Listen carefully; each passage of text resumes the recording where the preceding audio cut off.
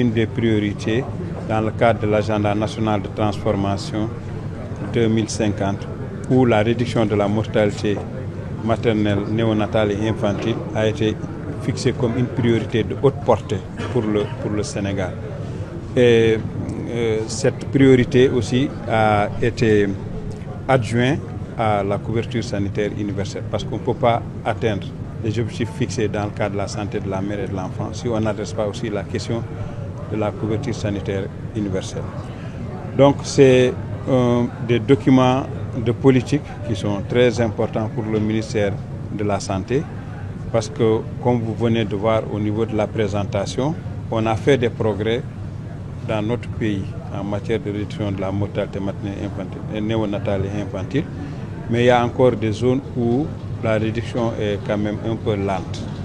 Et l'objectif de ce plan, c'est de voir comment, avec des interventions plus ciblées, améliorer la performance des indicateurs dans les régions où on est en retard, mais essayer aussi de maintenir les autres régions où on a une bonne dynamique, essayer de les maintenir pour qu'il n'y ait pas de relâchement et qu'on puisse encore globalement avoir des progrès plus satisfaisants pour le Sénégal.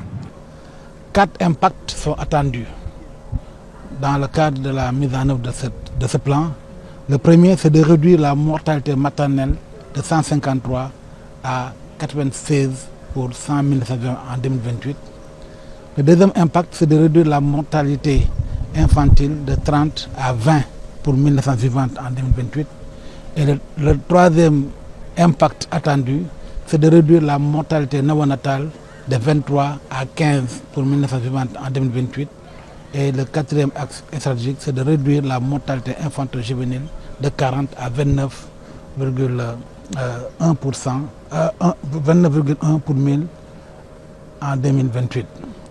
Divers axes stratégiques ont été identifiés et nous pensons que si ces activités sont mises en œuvre, ça pourra contribuer à la réduction de cette mortalité maternelle, infantile et de l'adolescent.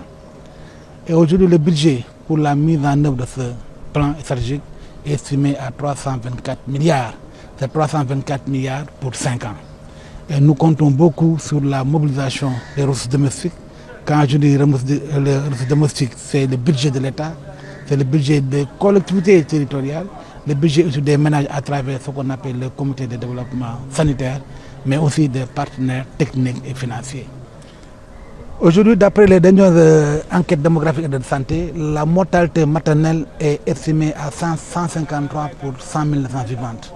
La mortalité néonatale est à 23 pour 100 000 naissances vivantes, pour 1000 naissances vivantes.